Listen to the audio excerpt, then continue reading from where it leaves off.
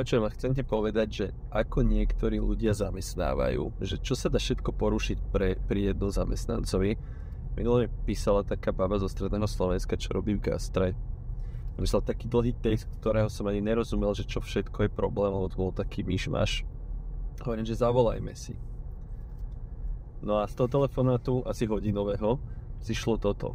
No, ona robí v gastre a má priznanú minimálnu mzdu 750 €, ale pritom má podpísanú dohodu o hmotnej zodpovednosti, čiže mala by mať druhý stupeň minimálnej mzdy, minimálne 866 €. Ale ona zároveň dostáva nejakú časť na ruku, takže vlastne jej chodí zhruba 900-950 € výplata každý mesiac, ale nedostáva to priamo na ruku, ale dostáva to rovno na účet z účtu súkromného toho jej zamestnávateľa. Čiže on tady neposiela z firemného účtu. Dobre. Ďalšia vec, že dovolenka. Dovolenku on platí tak, že nie, že ona si vyčerpá nejaké dni dovolenky, on vyráta priemerný zárobok za predchádzajúci kvartál a potom jej preplatí tú dovolenku podľa tohoto priemerného zárobku. Nie.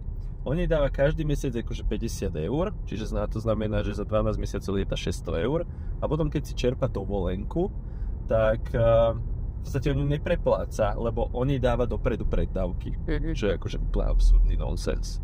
Potom tam máš strávne, ktoré proste je teraz od 1.9. 3,43 je minimálna výška, ktorú ti má platiť zamestnávateľ, tak jej zamestnávateľ dáva, že 2 € za odpracovaný deň.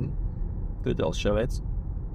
Potom nadčasy, ona odrobí asi 500 hodín nadčasov ročne, s tým, že teda ročný limit je 400 hodín, 150 ti môžu nariadiť, 250 po dohode s tebou, ale teda ona odrobí oveľa viac a ešte ani tie nadčasy nemá platené ako nadčasy. To znamená, nemá tam ten nadčasový príplatok. Čo mi teraz privádza k ďalšej myšlienke, že ona nemá ani len preplácané sviatky s tým sviatkovým príplatkom, s tým 100%, takže ani to nemá. Nedostáva výplatné pásky, takže ani to nemá. Rozmýšľam, čo tam ešte bolo, čiže tá základná minimálna mzda zlé, výplatné pásky nedostáva, strávne zlé, dovolenka zlé, nadčasy zlé, sviatky zlé. No, myslím, že som pokryl asi tak všetko, ešte platby na účet zo súkromného na súkromný, no proste akože katastrofa jedna za druhou. Čo má robiť? Tak akože, čo máš robiť v takomto prípade? Tak vysvetlil som jej, kde všade je porušovaný zákon. Takže má asi 4 možnosti. Prvá možnosť je odísť, lebo sa jedná veľmi neseriózneho zamestnávateľa. Čo samozrejme hovorila, že ona má v regióne problém niekam odísť, pretože nie je tam veľa možností a zase tiež nepočúva z iných firiem nejaké úžasné teda príhody, že nemá pocit, že keby niekam išla, tak to vyrieši a že tam, kde sa dá odísť, tak tam je to väčšinou všetko plné, lebo všetci sa tam hrnú, lebo je tam dobre. A ťažko sa tam proste mení zamestnanie. Ale dobre, že bude zvažovať. Druhá možnosť je, že porozprávať sa s tým zamestnávateľom a pohovoriť si s ním o tom, že čo všetko porušuje, ako to má byť po správnosti a že aby sa zjednala náprava. A žena tam povedala, že s ním sa nedá normálne baviť. Hej? Že proste ideme dobre, s ním sa nedá normálne baviť, že on proste zahovára alebo odsúva tú debatu a tak ďalej. No tak ďalšia možnosť je samozrejme inšpektorát práce, kde hovorím, že možno by bolo dobre, keby teda dalo ten podnet radšej rovno a ani sa predtým s tým zamestnávateľom nebavila, keď je takýto, lebo keď sa s ním pobaví, tak potom príde inšpektorát skúmať tieto veci, tak potom bude jasné, že to proste spravila ona. No a chcela dať anonymný podnet, čo vlastne som mi povedal, že ten anonymný podnet nedával, pretože to oni nezvyknú potom prešetrovať, lebo oni si ešte chcú vypýtať tvoju zmluvu pracovnú k tomu podnetu, oni ti chcú dať vyrozumenie z toho, čo zistili, a ináč by ste ho nedali. No čiže máme tam, že buď odísť, buď inšpektorát, buď porozprávať sa, a ešte niečo som jej hovoril. Ja si neviem spomenúť teraz na tú štvrtú vec. Ale chcel som týmto vlastne len ilustrovať. S kolegami nejakými hráš? Ja, no a to je to, presne, to s tými kolegami, hej. Že proste dosť by pomohlo, keby sa vlastne viacerí postavili za seba a spoločne riešili ten problém. Len na to mi povedala, že ona je tam na to sama. Že jednoducho všetci tam tak pofrflú si za chrbtom, ale keď príde na lámanie chleba, keby sa mali baviť s tým zamestnávateľom, tak sa tvária, že všetko je v poriadku. Takže v tom osamoteného to je to ťažšie tým pádom.